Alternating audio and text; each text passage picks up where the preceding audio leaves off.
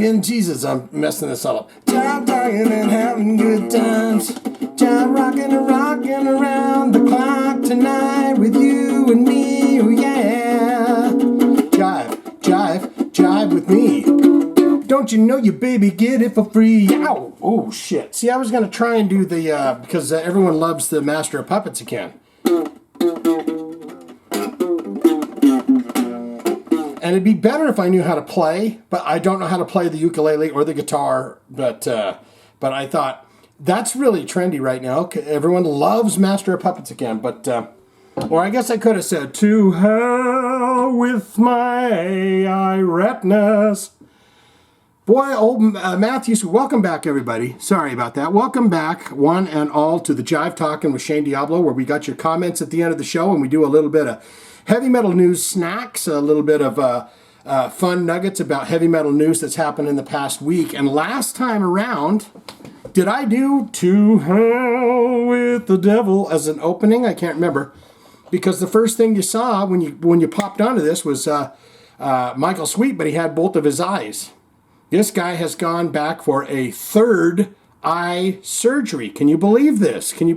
Michael Sweet? And what is this over there? Is this the doctor's kind of YRI or whatever, MRI?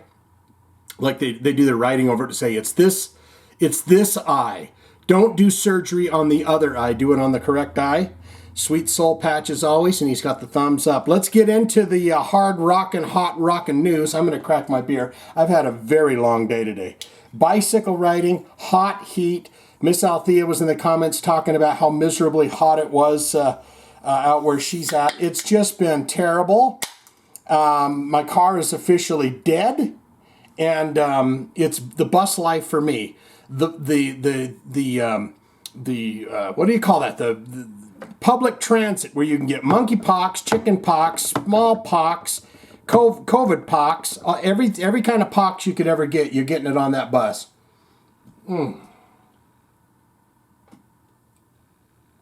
That is the first official sip of a beer after work, and my golly, it tastes good. Let's get into this. Stryper Michael Sweet undergoes third eye surgery. He probably put this on his Instagram.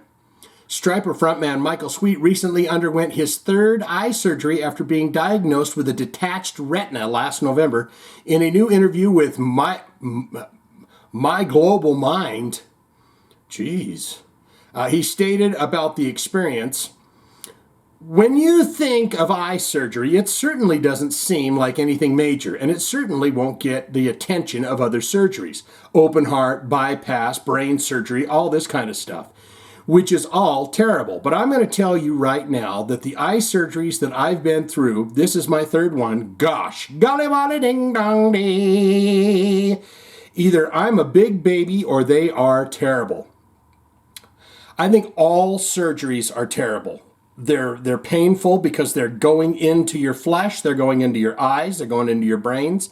I don't think any of them are like, no one has any kind of a surgery and goes, hey, that was pleasant, I'd do that again. I'd have that again.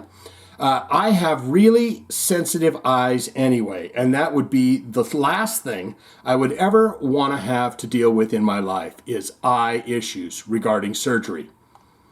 What I had to have done this third time, this is my third surgery, was they put oil in my eye for 6 months to hold my retina in place. And when they put that oil in 6 months ago in January, they had to remove my lens because I developed a cataract. So they took my lens out. So I am dealing with that for 6 months. I got used to that. Then I had to have the oil removed because if you leave it in too long, you develop glaucoma, which can lead to blindness, blah, blah, blah. You know, blindness, blah, blah, blah. So it's very complicated, and they've removed the oil, flushed the oil out, checked my dipstick. That was one incision, and then they put a new lens in that has another incision in my iris, and my eye is pretty beat up right now. I will attest to this. Let me tell you a quick little story about painful eyes. Someone at work had posted another stop that I had to make during the day. I was already agitated, but they posted it in my little cubby box. And I grabbed the paper, the the bottom of it where they taped the top of it, and I yanked the paper. Now plug your ears if this is going to make you like on the chalk, nails on the chalkboard. But when I yanked the paper off, I paper cut my eyeball with that paper.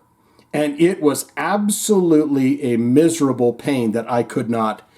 I ended up at the emergency. What do you call those? The little, not the emergency room, but the little medical clinics. And they told me if you would have went just a little bit more, that would have been surgery. So I had to put this big, like you said, goopy Vaseline type stuff in my eye and some drops in there to numb the pain. And it was absolutely a miserable pain that I never want to go through again. But why did that happen to me? Because I was throwing a damn freak out. I was throwing a freak out, and if I would have just calmed down, taken the sheet off instead of yanking it off like that. Anyways, Michael's medical emergencies came months after Stryper guitarist Oz Fox underwent the first of his brain surgeries to treat one of the tumors that were found in his head 4 years ago. As a result, Oz sat out of the band's 2021 tour. It was temporarily replaced by Howie Simmons, Jeff Scott Soto's band, and Graham Bonnet. Why are they talking? They're going to go into Oz Fox's tumors now. Oz Fox's tumors, one by his ear and the other in the back of his brain, were discovered when he suffered his first seizure in August 2018 while performing with Sin City Sinners at Harrah's in Las Vegas. I bet you Michael Sweet's going to chime in and go, "This story's about me, damn it, in my eyes." In October 2020, Fox was briefly hospitalized after suffering another massive seizure, and we want them to all get better and get good. Video unavailable, set to private. So maybe there was a video there. Within weeks of Fox's... Oh, were they going to post the video of Oz Fox? Stryper's new studio album is due later this year via Frontier Music SRL. The follow-up to 2020's Even the Devil Believes was produced by Sweet and once again recorded at Spirit House Recording Studios in Northampton, Massachusetts. Now, I just got off my bicycle, and I am still dripping wet. I am still dripping sweat. You've never seen anything more ridiculous than me on a bicycle. I hope the pounds are coming off. I don't know if they are or not. Especially when you plow down like some chili cheese fries and a burger for lunch, and then you plop your fat ass up on a bicycle to ride home. Michael is joined in Stryper by his brothers Robert Sweet on the drums, Oz Fox on the guitar, and Perry Richardson. I always forget his dang name. So he had a video here, but it's privated. So he just put the picture up. It was probably him laying in bed saying the same thing. What's he drinking there? A Sprite? Has he got a Sprite on his counter there? I like Sprite. Michael, I like Sprite. That's enough of that. Hey, I know we've all seen Tommy Lee's Ding Dong, but guess what Tommy Lee does? Motley Crue's Tommy Lee shocks fans by sharing full frontal naked photo from bathroom. Where do you put that? And that's disgusting. I'm glad they blurred that all out.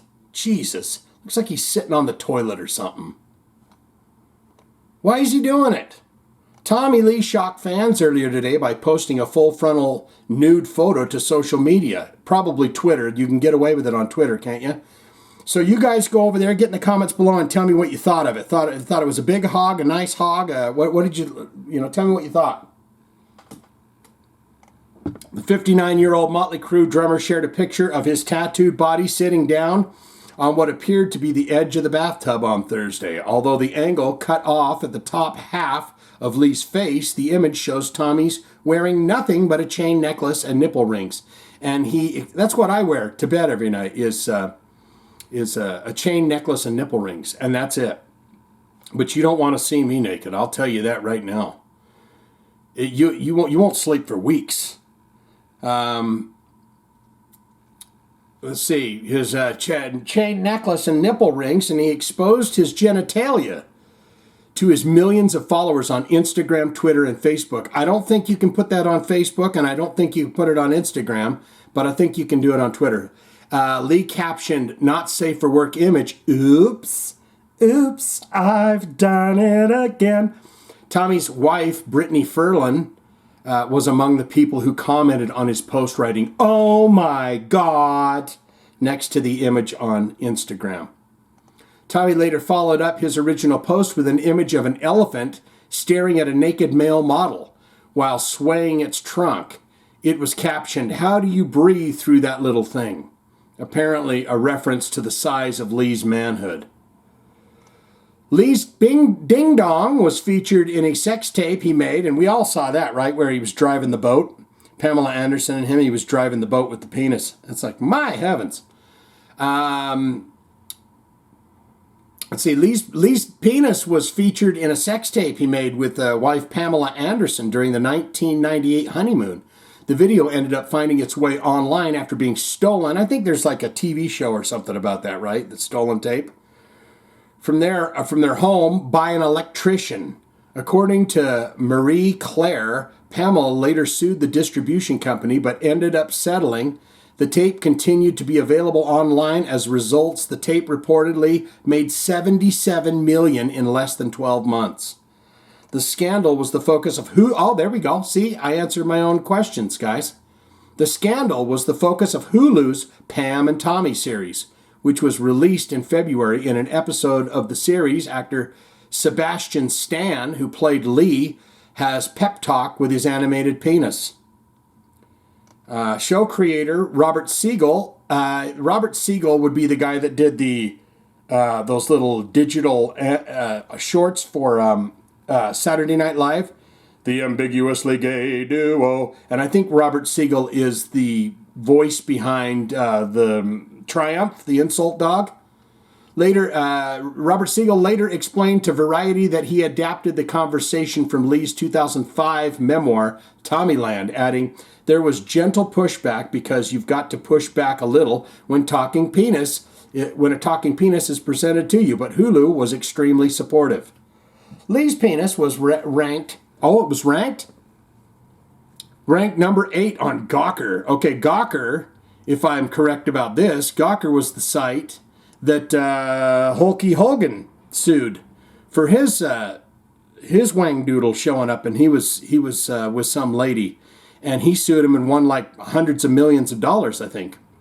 You can get in the comments below and tell me all the ins and outs of that. Lee's penis was ranked at number 8 on Gawker's list of the 20 famous big juicy ding-dongs, behind Wilt Chamberlain's.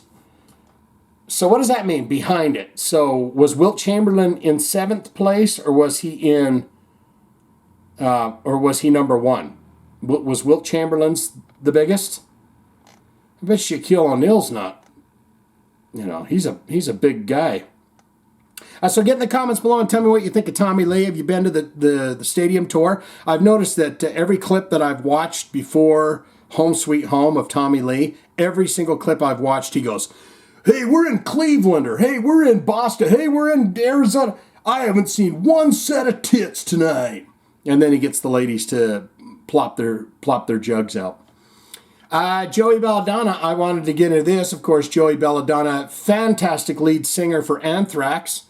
Joey Belladonna says he never quit Anthrax. "I got sideswiped out of there." This would have been right before, what's his name? He's the singer for Armored Saint. John Bush would join the band, right? Joey Belladonna has commented on his original split with Anthrax, saying he got sideswiped out of the band. Belladonna, whose most recent return to Anthrax was officially announced in May 2010, was originally the lead singer of Anthrax from 1984 to 1992 and was considered part of the influential thrash metal group Classic lineup, part of the Big Four: Metallica, Megadeth, Anthrax, and Slayer. Alongside Dan Spitz, Scott Ian, Frank Bello, and drummer Charlie Benante, which reunited the tour during 2005-2006. His voice was featured on over 10 albums, which reportedly sold 8 million copies worldwide. The 61-year-old upstate New York-based singer reflected on his initial departure from Anthrax 3 decades ago during an appearance on recent episode of Beer, Rum, and Rock and Roll. Belladonna said, I didn't quit. Like, I wanted to sit around for 13 years while these guys just kept going. People don't want to hear it, but that's the truth. Why would I quit? Forget about the recording without me, he continued, apparently referring to the 1993 Sound of White Noise. I'd like to know what you think in the comments below of that album. The only song I'm really familiar with is Only from that record, which featured John Bush on vocals. I could have been on that record regardless of what they came up with. Let's just pretend they didn't even write that record. That record would have been cool to regardless of what you're already familiar with. I'm not saying whatever was on there wasn't right. I was in the car that rode into that record. I got sideswiped out of there. So he was there for the writing process of it. Maybe they'll get into the juicy deets. So yeah, I didn't quit, Joey added. I didn't quit anything. I don't want anybody thinking that, because I wouldn't even have the heart to do that. Belladonna also addressed the fact that he returned to Anthrax despite having been publicly dissed by some of the other members of the band in various interviews over the years. Some people are like, why the hell are you back with them? Why would you go back? That's stupid, man. You're an idiot. She cheated on you twice, dude. Don't go back with her. Come on, man. She's just going to go out with that other guy tomorrow night. It took them a long time to go. You suck. We didn't like you that much, and now you're all right. Every day I walk in their presence in the room, knowing that these people felt that way, because I never felt that way about them, Joey admitted. I don't feel that way about those people. I respect and I highly recommend everything that they do, and obviously I'm back, and I dig what we're doing right now. I dig what we're doing, but it's hard. It's hard. I tell you, it's hard. You get a complex, you know? Back in March 2010, just a couple of months before Belladonna rejoined Anthrax, Ian and his wife Pearl Aday, that's Meatloaf's daughter, appeared on an episode of VH1's That Metal Show and took part in the program's The Throwdown, featured where the guests and the host debated who was the best singer for Anthrax, Bush or Belladonna, countering co-host Eddie Junk in the Trunk. His point was that Anthrax was in a unique position with Belladonna in the band of being able to play incredible speed metal while having someone who could sing like a bird. Ian said, we didn't need a bird, we need a lion. After Pearl offered that she was a huge fan of The Greater of Two Evils, a collection of re-recorded old Anthrax tunes with John Bush on vocal instead of Belladonna, Ian said, and that's the way we as Anthrax want to hear those songs. They want to hear them the Bush way? You're crazy. I think John Bush is a great singer, but I liked him better with Armored Saint. I thought he was a better fit with that. I remember there being a weird tour with Anthrax and John Bush too, and it was bizarre. It had I want to say DRI and the Misfits when they had Michael Graves in the band and all that. It was really bizarre. It was like, what's Anthrax doing on this tour? So the money was, it was hard. They had Bush in the band. Speaking to Radio Metal in August 2011, Benante was asked about Ian's That Metal Show comment. He said, I think Scott had to eat some of the words he said about that. But he only said that because I think he left things off with Joey kind of bad, and their relationship wasn't very well back then when he said that. And I think Scott just harbored some ill feelings towards Joey.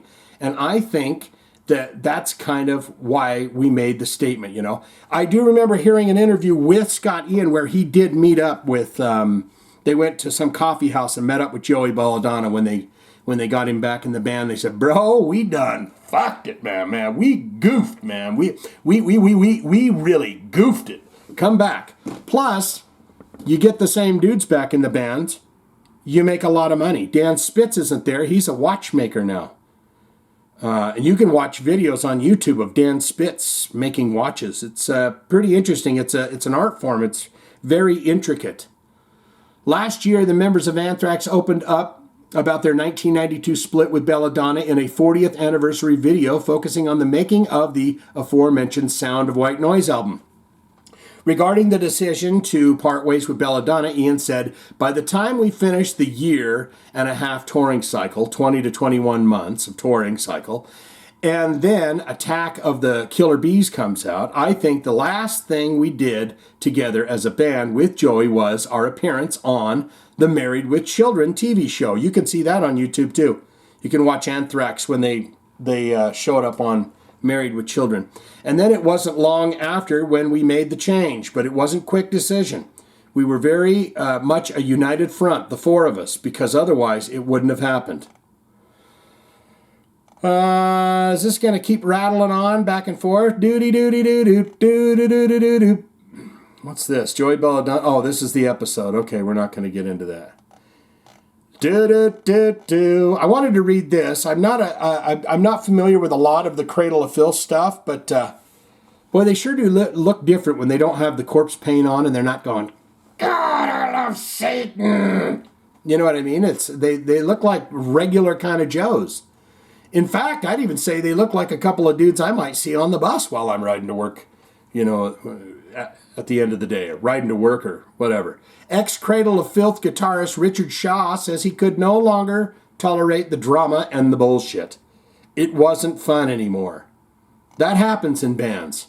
Richard Shaw, who played guitar with British extreme metalers Cradle of Filth starting in 2014 and appeared on the albums Hammer of the Witches, Cryptorania, The Seductiveness of Decay, and Existence is Futile before officially exiting the group in March, although his split wasn't announced until May, discussed his reasons for leaving during an appearance on the latest episode of 2020D, bro, 2020D.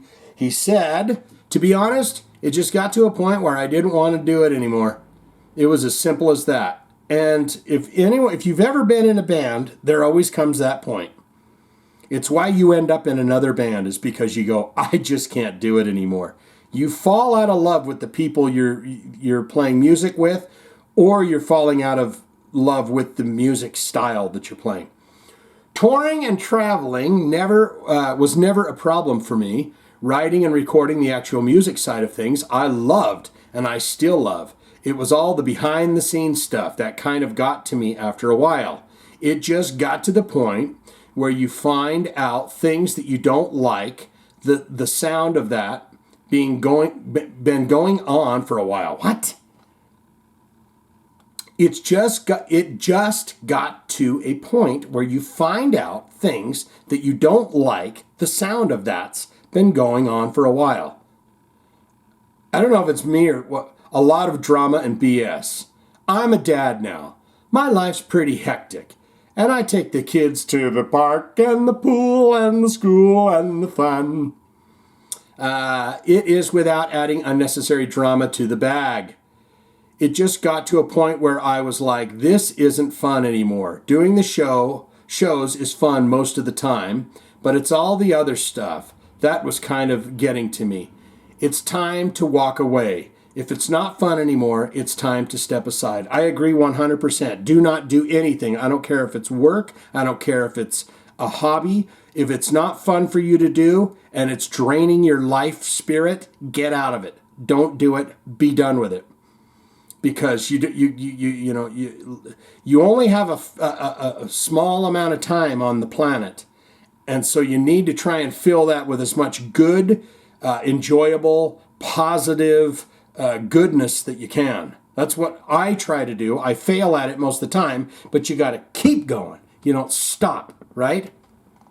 Asked to elaborate on the dramas that led to the departure from Cradle of Filth, Shaw said, touring and writing and recording is the dream. It really is, but to me, it came quite at a high cost, and I wasn't willing to pay the cost. Me, the keyboard player, Annabelle Iratny, and all but one of the crew didn't want to pay the cost. So they had to basically hire all new crew, as well as a new keyboard player, a new guitar player. I don't know. There's a side of me that thinks if you just treat people better, it'd be less hassle. In a nutshell, just treat people better and show them respect, and they deserve people. show them respect that they deserve, and people kind of stick around. That's true. Are we getting? Is he subliminally telling us that Danny Filth's a little ding dong? He's a little jerk. My BS tolerance seems to have lowered over the years, he continued. There's a lot of stuff that I kind of let slide in the past, that towards the end, I was like, I'm not letting this slide anymore. It was as simple as that. I know this sounds super cryptic, but I still get on well with the band. I love everybody in the band. Except, it's more all the people behind the scenes. Is he talking managers and stuff like that? According to Shaw, he wasn't being compensated well enough for him to want to deal with the stress of playing with Cradle of Filth. It became one of those things where financially it wasn't starting to make sense to stick around, he said. I don't know how much to say. Say it all, baby. Say it all. But you get talking to other bands and other session members, because I was a session member. That means you get a paycheck. You're not part of the writing process. You don't get writing credit. None of that. You just get up there like the Ghost guys. You get up there, you play the instrument, you piss off. You're not getting none of the royalties. You're not getting none of the merch. You're not getting none of the awards. None of it. You're just there to do a duty. I said duty. Because I was a session member, but I also wrote for the band. And you start discussing stuff with other people who are in similar boats, who are session musicians, but also write for the band. And you go, hang on a minute, this doesn't sound as fair as what you've got. That's what happens. You start talking, and this guy over here, he's getting paid a little more than you are. Pressed about whether musicians in mid-sized metal bands can actually make money for playing music, Shaw said, you can make money, but you've got to be smart about it. I never made a living off of Cradle of Filth. Never. I had to do other things to supplement those earnings. It's why people get in 15 bands. You see all these people and they're in, 10 different bands at the same time. When I was on tour, I was getting paid and it was okay. Again, to be perfectly honest, not what it should have been, but it was okay. And now that I've got my family and things, it's like, okay, now I'm going to be away from my family 24/7 for months on end, and I can kind of earn the same money back home, and I see my family every day. What are you doing at home? I'd like to get in on that. I'd like to do that. I think every musician I've ever met says the same thing. It's like you don't make the living a lot of people think you do. You need the multiple streams of income, which I totally get. And I knew that was part of it going in. But like I say, you talk to other musicians and you talk to other writers and you start thinking, hang on a minute, hold the train, Sally. Something weird is going on. I've got feeling some people aren't telling me the whole story. And it just got to the point where I was like, okay, I've got to weigh it up if it's worth it to stick around for me or not, or whatever. He's getting 100, guys, he's getting 100% honest right here. I'll be 100% honest. There was also another side of me. We started, oh my God, is he? I'm a serial killer. I mean, if there was ever going to be a serial killer, it'd probably be in Cradle of Filth, wouldn't it? Or maybe, a lot of people would say, dude, Cradle of Filth is Walt Disney extreme metal. That's what they'd say now. They wouldn't have said that in the 90s, right? We started writing. Okay, I'll be 100% honest. There was also another side of me. We started writing what would have been my 4th album with the band, and I put like 7 or 8 songs forward for it. And I found myself going on autopilot a little bit. And I was like, I'm doing this because I've been told I have to, not because I necessarily really feel the need to write this style of music anymore. So there was a lot of things going on, honey, sister, child. Believe you me. They've been very good about keeping Danny Filth's name to a minimum in this. When Cradle of Filth frontman Danny Filth announced Shaw's departure in May, he said that Richard was leaving due to others' commitments. Richard has since been replaced by Donnie Burbage, while Zoe Marie Fedorov has stepped in for Annabelle. Regarding what led to Shaw and Irani's departure, Phil said, "Unfortunately, it is what it is. If someone feels that their tenure with the band has ended, then who am I to argue with them? We have to respect that people have personal commitments and or sometimes find the career choices of being in a band like Cradle a tad overwhelming." So that was very diplomatic answer coming from him. I feel like I'm rushing a bit, guys, but I have been home all of 10 minutes. One day, I prayed to the universal heavy metal lords in the multiverse that maybe one day I can do it full time heavy metal and full time YouTube. But alas, that's not right now. But I had one more story here. If you're a fan of Metallica and you've never heard of Diamond Head, you need to go listen to Diamond Head, because they've done a shit ton of Diamond Head songs over the years. And Diamond Head probably loves them for it, because every song that they've ever recorded to Diamond Head, because Diamond Head were the songwriters of the song, they get the casheroni for that song. So what do you think of that? What have they done? Am I Evil? Metallica can't play a dang show. Do they still? Get in the comments and tell me if they still do. They got to be still doing Am I Evil, right? I mean, but let's get into this. Diamond Head, genre-defining debut album, and Lars Ulrich has said this was the band. I think when he put that little ad up to find James Hetfield in the paper, saying little fella looking for a rock and roll man. I think he put Diamond Head and Tigers of Pantang and maybe Saxon or something in there. And James Hetfield said, yeah, I got to call this little ding-dong.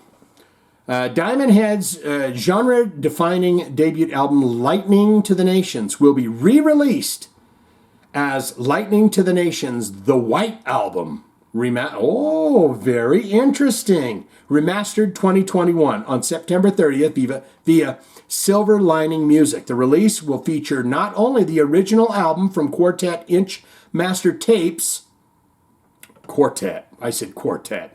from Quarter Inch Master Tapes, which Metallica drummer Lars Ulrich helped Diamond Head guitarist Brian Totler retrieve back in 1990. That's fantastic, Lars, you little ding-dong.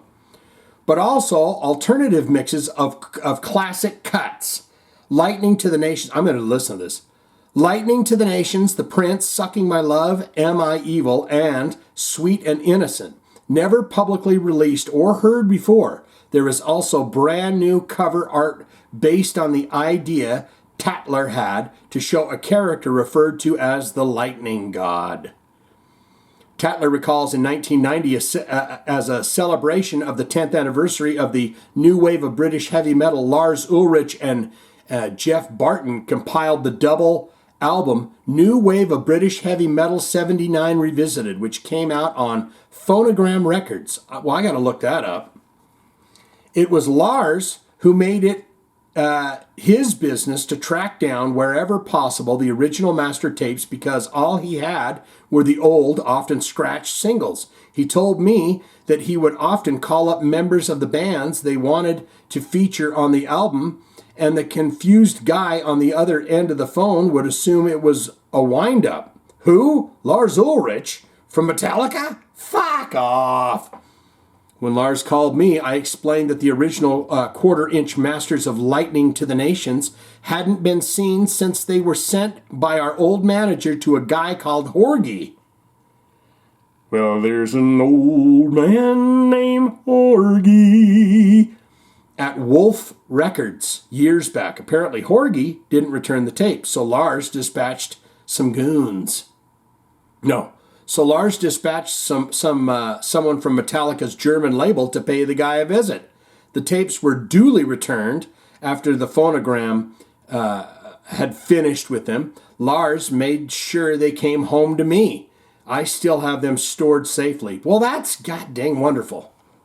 The original tapes were first quite literally baked a process which allows degraded tape to be returned to playable quality, then restored and digitized before current Diamond Head frontman Rasmus Rasbom Anderson remastered the tracks, ending up with the pristine edition of the original recordings and recently discovered alternate mixes. Pure treasure for all fans of both Diamond Head and the new wave of British heavy metal. The restored masters and supplemented by a set of bonus tracks originally recorded in 1980. Rounding out this ultimate edition are a set of deep and detailed notes on both the era. You got to go buy this. Deep and detailed notes on both the era and each song by Tatler. I wanted to see if they listed all the dang songs that Metallica's done, because I'll tell you right now, I heard all my Diamond Head through Metallica.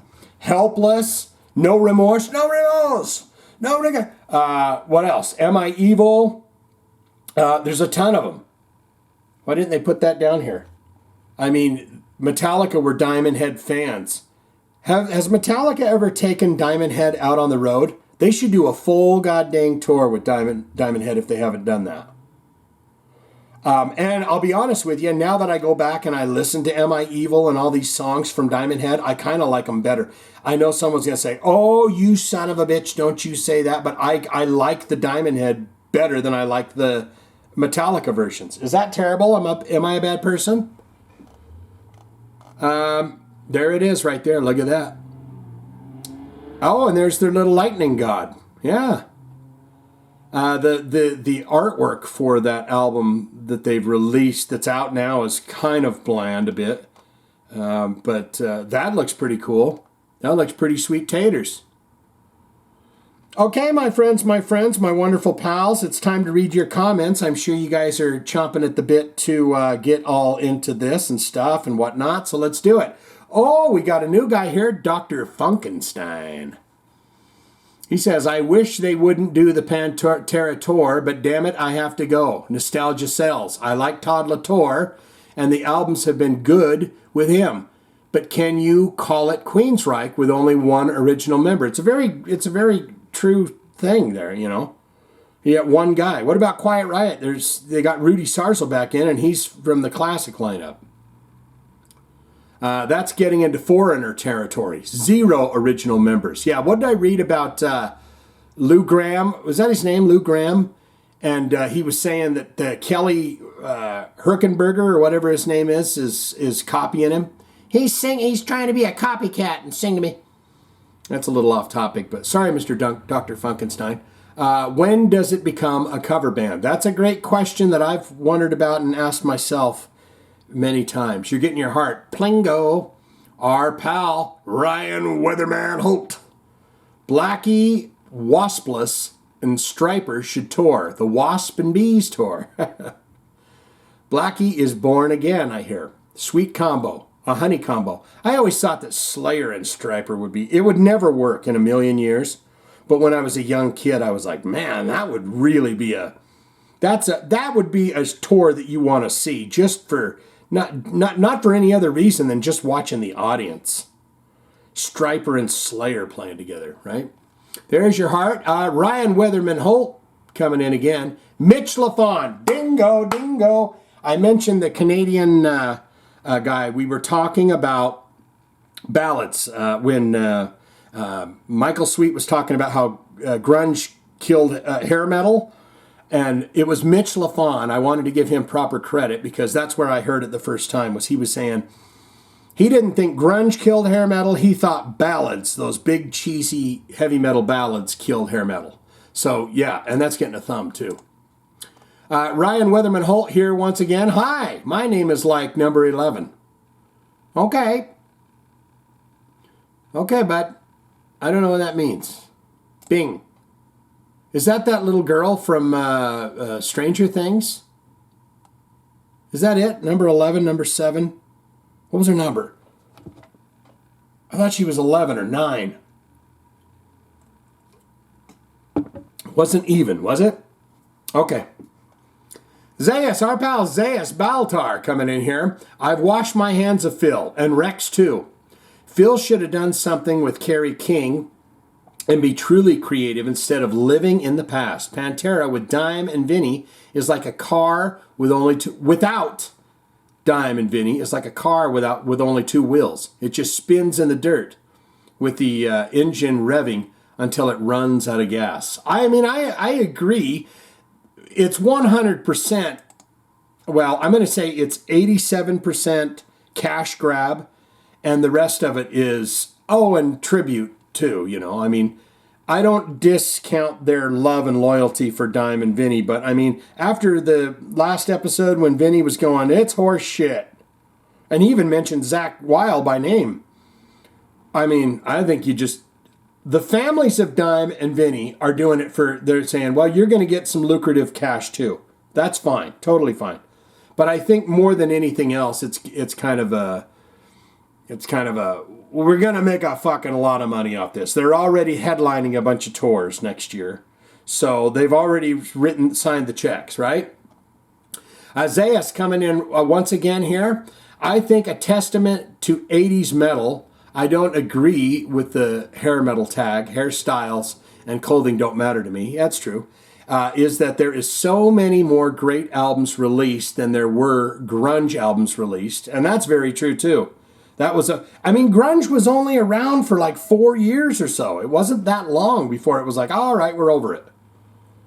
You know, I mean, you saw a big dip. If we had like a pie chart or something like that, not a pie chart, but what you call that, a Rorschach? What do you call that?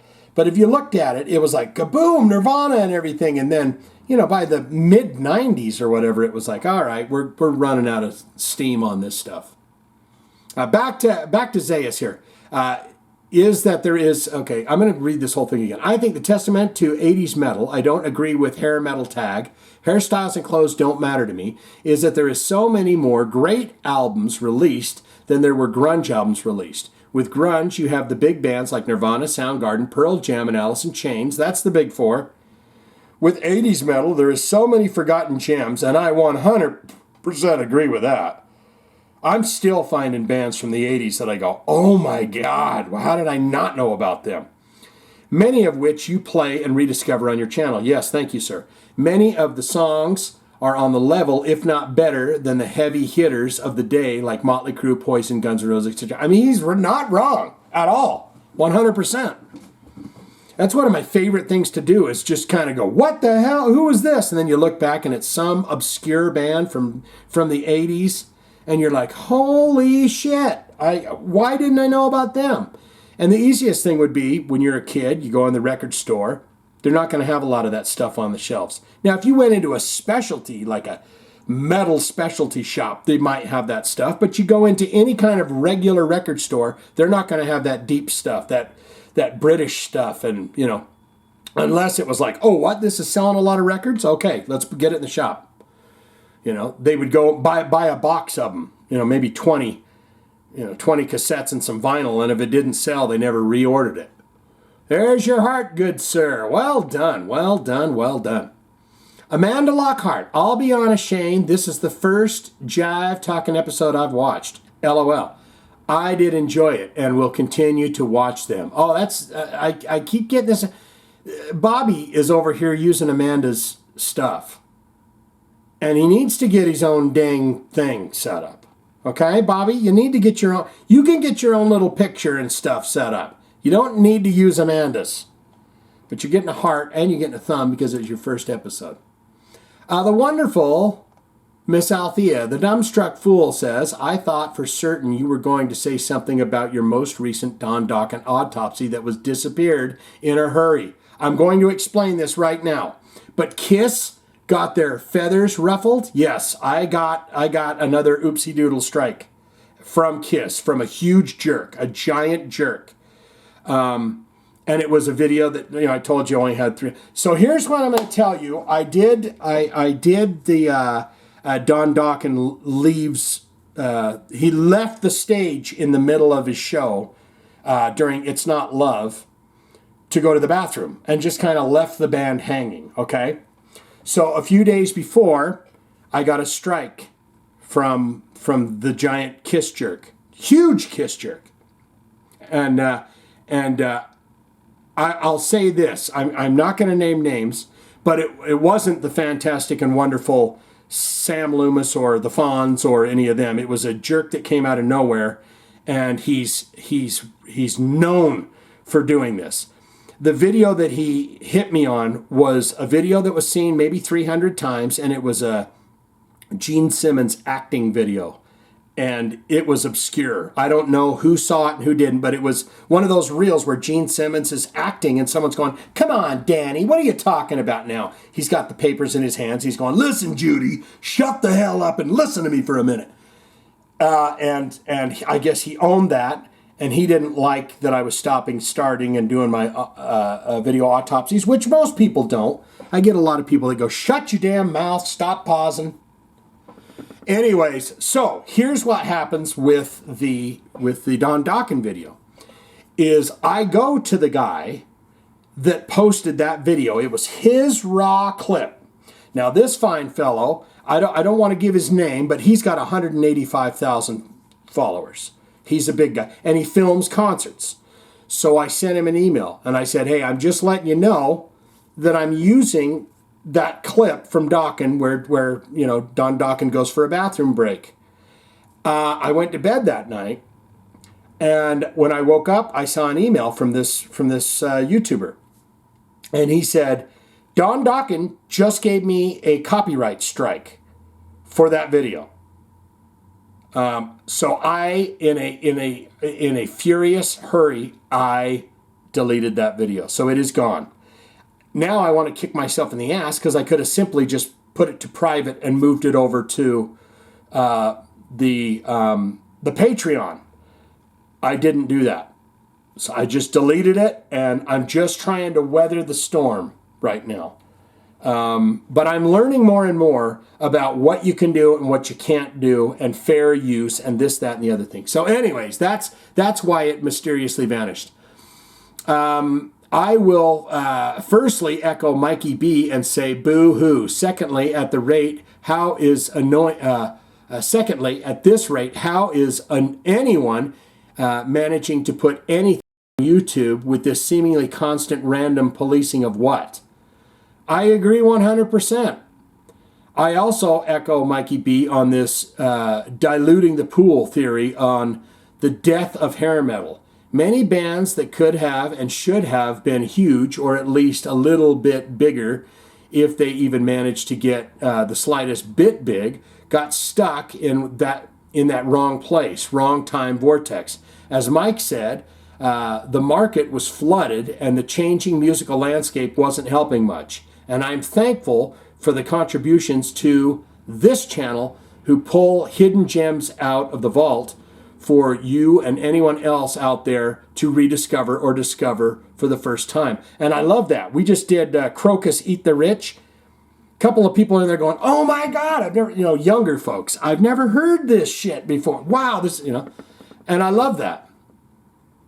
Blabbermouth couldn't find a better photo of Andy McCoy.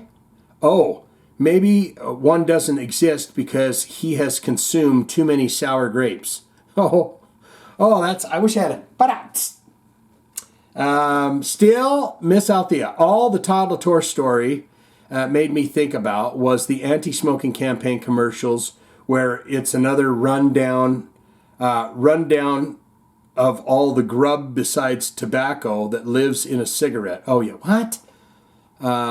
Commercial where it's another rundown of all the types of grub besides tobacco that lives in cigarettes, and the capping statement tagline, that's metal in your lungs. How's that for double meaning? And I'm still in the commercial voice. That's in your lungs, man. How's that for double meaning in Todd's industry? Look at the luscious hair. Jive locks of Jive Talk, baby. Yeah, I'm growing it out. It's I don't know that I'm growing it out. I just haven't cut it. There you go, Miss Althea. There you go. There's your hearts and your thumbs and all that. We appreciate you. This is Ludegren. Hey, mate. When they say mate, I'll go say it like, "Hey mate, good one, but you missed that Andy McCoy has just released a brand new album." Oh, and then he put the link there. I'm not going to click that because it'll go goofy goo. But Ladurigan, you're getting a heart for that and a thumb. What do you think of that? Oh boy, here's the joke master general. I'll be amazed when you bring out the flute for the Jive Talkin intro outro song, Jethro Diablo, and I'll cock that one leg up to. The industry killed hair metal by labeling bands hair metal. I'm sorry, I know people don't like that phrase, hair metal. Glam metal. But I always thought of glam metal being glammier. I mean, I considered Poison when they look like beautiful young gals to be glam. But I understand that's kind of a divisive term. People don't like the hair metal. The industry killed hair metal by labeling bands hair metal and then singing every band that they could, then signing every band that they could to flood the market. Grunge certainly helped. Yeah, Miss Althea's. She's echoing that right with you. Hey, Blackie, bring back Chris Holmes and Randy Piper. Amen. I'd love to see that. And start making good music again. I would love that.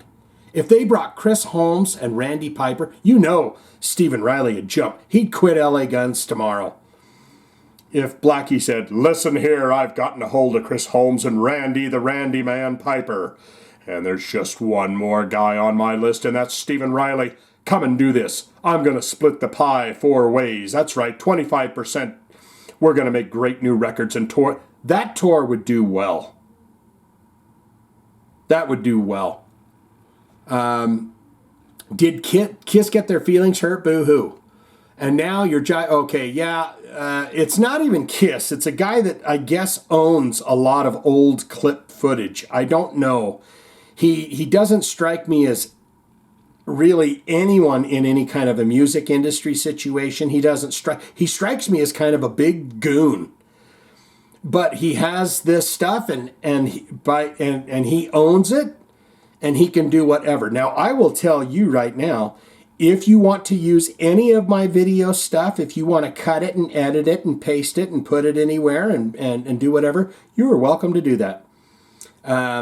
Because it's a small world we're living in.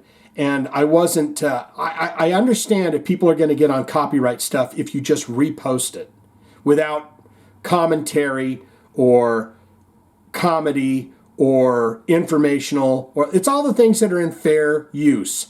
Parody, informational, review, criticism, it's all there. The problem is the way YouTube has it set up is they hit you with a strike and you either have to, you can email that person, and I did. I emailed him several times and got no reply back. At least the Danzig guy replied back and said, I'll get rid of the strike if you want to pay me. And I tell you right now, I'm not cheap. So he's going to blackmail me. But what YouTube need to do is they need to set up something where if someone says, "This is my copyright," then what they do is they send an email to the channel and they say, "You have 48 hours to comply with this before we give you a strike. You can choose to email this person and work it out, delete the video or whatever." But what they do is the guy says, "That's my stuff," and you either click the thing that says, "I'm going to fight you in court over it," or you try to email them. Or you just, the video's gone. When they say, "That's mine," YouTube deletes the video. That's it. It's gone. And then you have to email this person and go, "Please don't give me a strike. Could you please retract that? Please don't do this." And then they either get back to you and say, "Well, give me money and I'll do that." Or they say, they don't reply at all. But if YouTube just put that in and said, "Hey, if it's the raw footage and someone's just uploading warrants videos and not doing anything with it that's constructive or funny or anything, then that's copyright infringement." But if you're, that's my thing anyways. Let's get back to this. And now your this is Mike Buchanan with his Jive Talkin joke of the week. What would you get if a dinosaur kicked you in the backside? A Megasaurus. That's a good one. I'm remembering that. A Megasaurus. Oh, he's got another one. And, you know what, Shane? It takes guts to be an organ donor. I don't know what that means. Did I mention that I was an organ donor? Oh, God, I got it. Oh, Jesus. I am an organ donor, by the way. I've even debated about giving my body to science. Then you don't have to do, they can work on it, you know, figure out different things to do. And then, you know, it's you don't have to worry about burial costs and all that stuff, or cremation, or whatever you're into, whatever you're feeling froggy with. You just donate your body to science, and then they go, by God, we found a cure for erectile dysfunction. Thank you, Shane. We found a cure for idiocy. Thank you, Shane. All right, there you go, good buddy. And look at this. This guy's got 3 thumbs already. Should we give him a 4? Bang. Let's give him a 4. And good old buddy Zach Johnson here. We're doing spoiler alert coming this next week. He's got a band called Slick Wicked. And he says, you should do my band, bro. And by God, that's what we're going to do. It's that easy, folks. It's that easy. If I see it and if it seems intriguing and interesting to me, you know.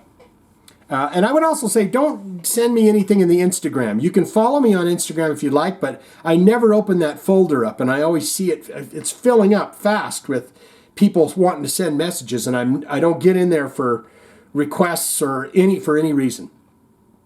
Okay, Zach Johnson. See, this is why we're doing this video right here. Look at this. I love Jive Talkin. Glad you're doing them again. I only missed that 1 week, Zach, but I'm glad you're tuning in. And you get a heart for that. And so, yes, you guys that listen to this or whatever, sometime next week, I'm not sure exactly what day, but look out for that Slick Wicked. What's the song called? Death Never Rests, I think is what the song was called. That's going to be coming pretty quick. That's all I got. Swinging out and loving you so much. Jive me tender, jive me true, you know that I love you. Jive talking all night long, now I'll sing a song.